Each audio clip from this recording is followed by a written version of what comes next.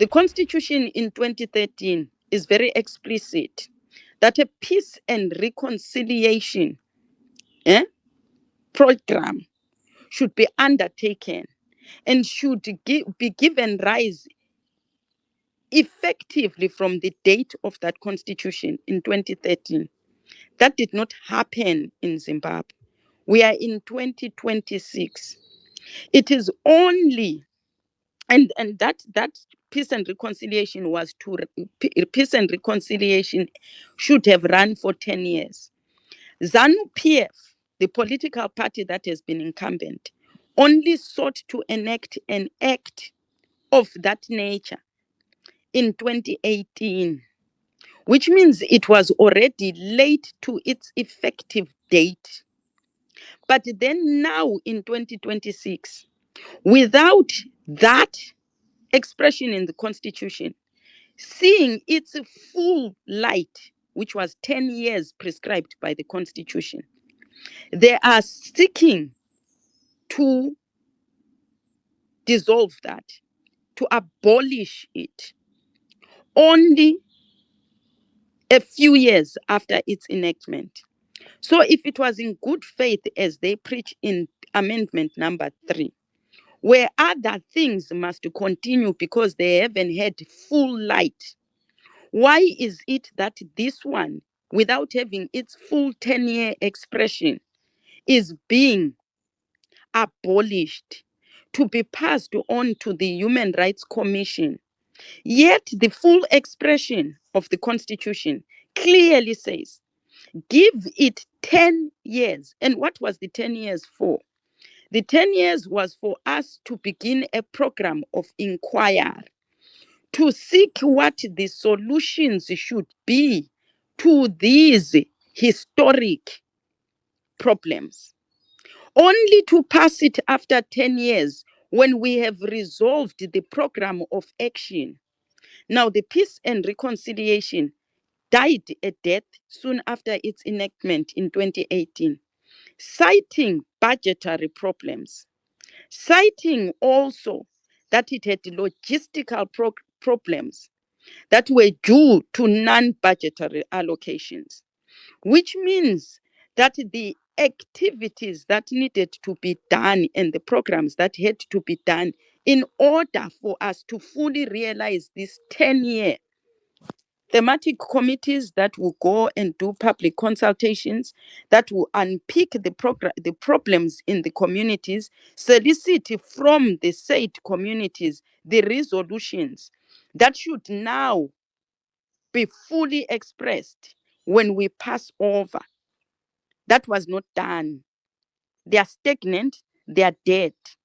How is it that a same government, same cabinet that knows that things must continue to full life or be extended so that they can realize full life, is duplicitous to say unaccomplished things are now being abolished, to be passed over half baked and half cooked to institutions that are already inundated, budgetary allocated insufficiently to now deal with this massive endeavor that comes to them, one, without resolutions, without solutions from the people.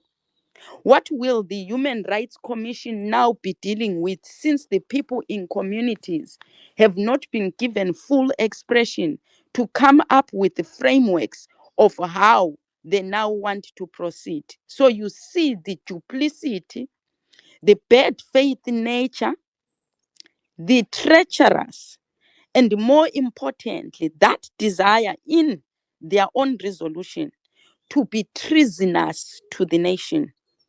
A political party that seeks, okay, I'll end with this one. The other bad faith one is their desire, clandestinely feigning to be saying the nation must have an ideology that is consistent, that is shared, and therefore theirs, from a political party standpoint, is the one that must guide the nation.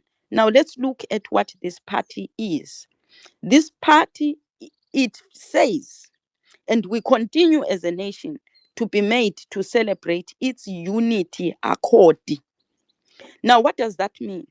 It means that two liberation movements with the two ideological pathways have merged. Yet this party that is supreme and has only ever gained cohesion with other political parties is through acrimony, the same one they are trying to fix now with this amendment, political acrimony, disunity, and trauma.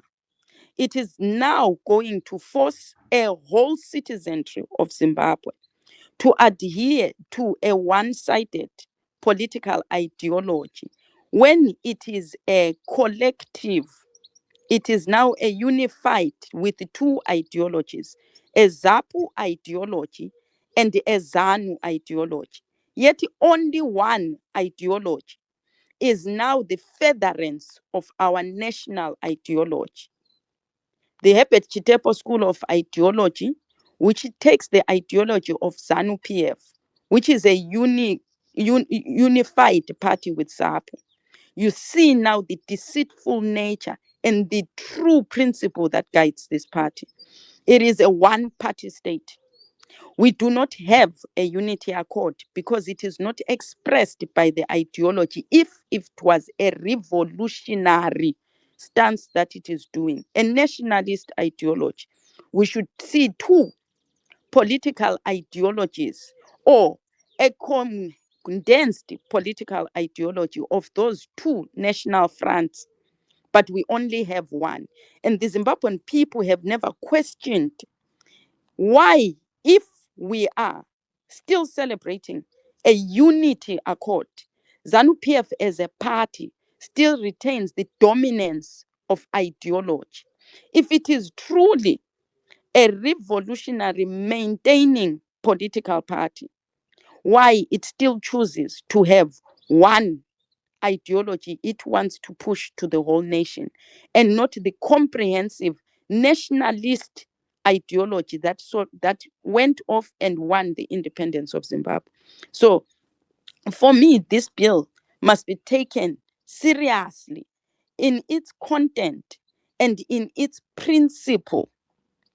And I don't think anybody who understands comprehension can truly say they understand comprehension if these things are redacted from their analysis. But thanks to the other brother who tried to teach this comprehension Noah of what proportional representation is, and thanks to Madube for making them understand what a system is in comparison, those checks and balances, what it means truly when you say we are decentralizing, what it means when we are doing devolution, what it means truly when we are extending executive powers, or when we are giving another system, the parliamentary system, to be the elective power of an executive power that still retains the power to dissolve the thing that constructed it at will,